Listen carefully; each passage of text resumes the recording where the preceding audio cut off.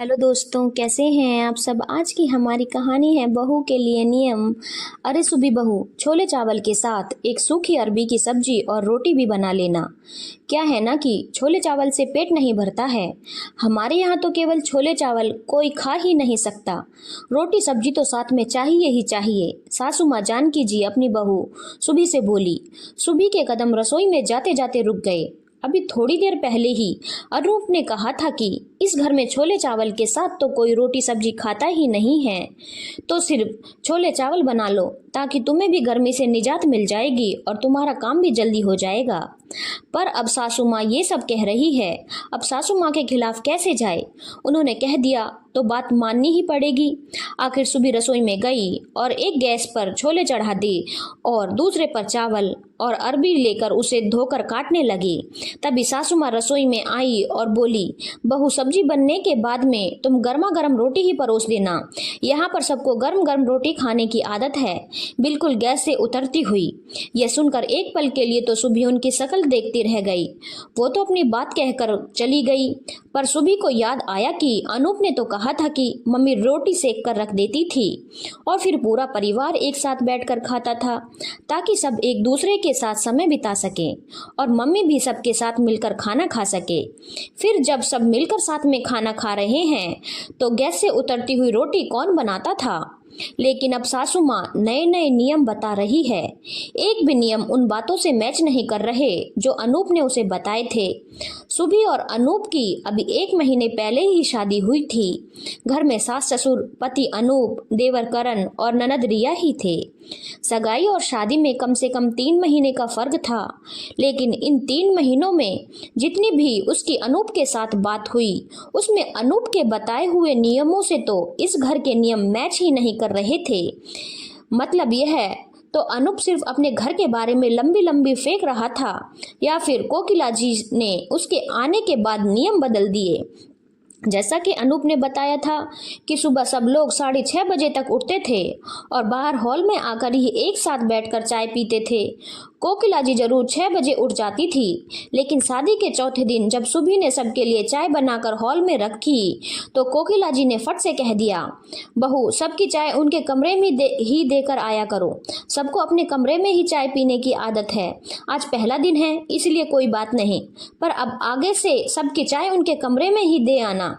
और हाँ, सुबह 5 बजे तक उठ जाया करो। उठकर नहा धोकर पूजा पाठ कर फिर रसोई में जाया करो, इससे घर में शुद्धता रहती है।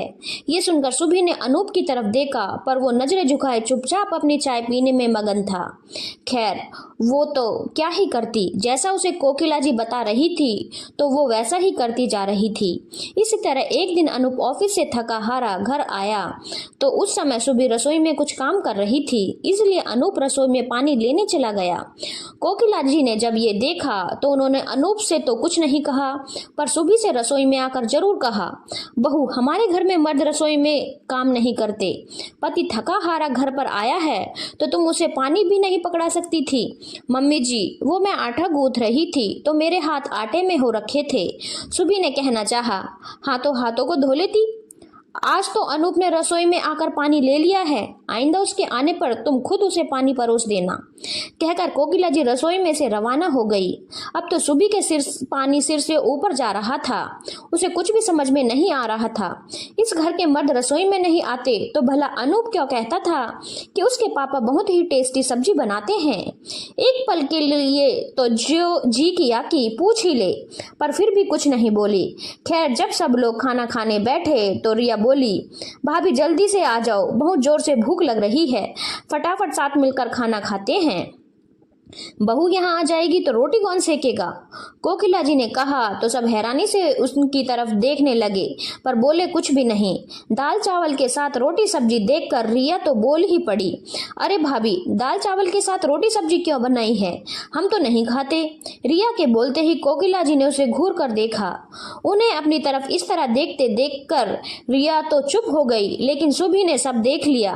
तभी कोकिला जी बोली, बहू फटाफट रोटी सेक कर लाओ और गर्म गर्म ही परोसना। सुबह ने गर्म गर्म रोटियां सेकी और एक एक करके सबको परोसने लगी, लेकिन उसने नोटिस किया कि सब मन मार कर ही रोटी खा रहे हैं, क्योंकि अनूप के अनुसार सबको दाल चावल ही पसंद है। 2 दिन बाद कोकिला जी किसी काम से पड़ोस में गई हुई थी। उस समय सुबी अपना सारा काम निपटा कर कमरे में आराम कर रही थी।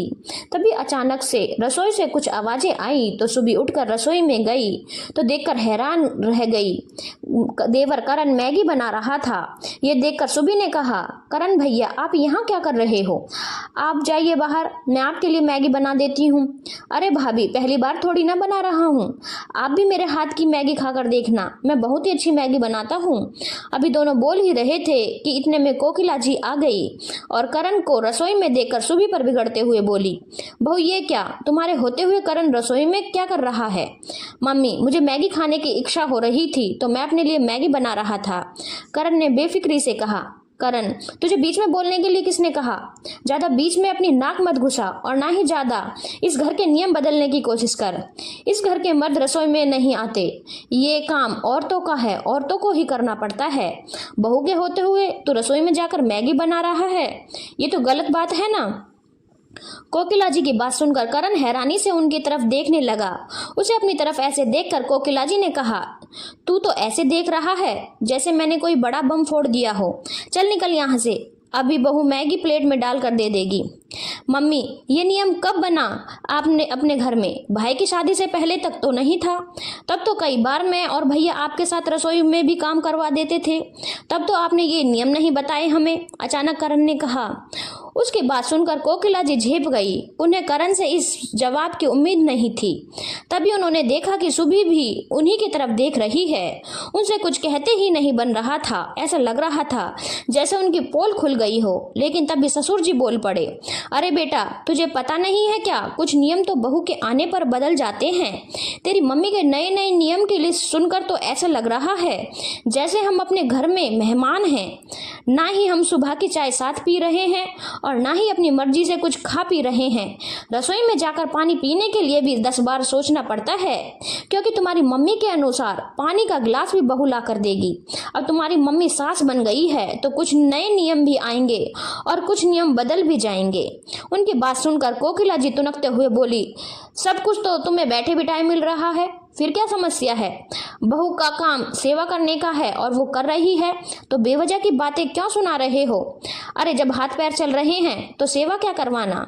इस तरह बैठे बैठे कुछ हाथ में मिलता रहा तो एक दिन हाथ पैर काम करना ही बंद कर देंगे। सेवा तो तब करवाए जब सेवा की जरूरत हो। यूं बेवजह सेवा के नाम पर किसी को परेशान मत करो, चाहे वो घर की बहू ही क्यों ना हो। और मम्मी, हमें हमारे अनुसार रहने दो, हम घर में रह रहे हैं, कोई होटल में नहीं जहां एक ऑर्डर पर देने पर सब कुछ आपके हाथ में मिल जाएगा, रिया भी बोली। आखिर अपने पति और बेटी की बात सुनकर कोकिला जी चुप हो गई। आखिर क्या ही कहती जब घर के सभी सदस्य बहू के पक्ष में बोल रहे थे। धन्यवाद दोस्तों, अगर आपको कहानी अच्छी लगी हो तो चैनल को लाइक, शेयर और सब्सक्राइब करना ना भूलें।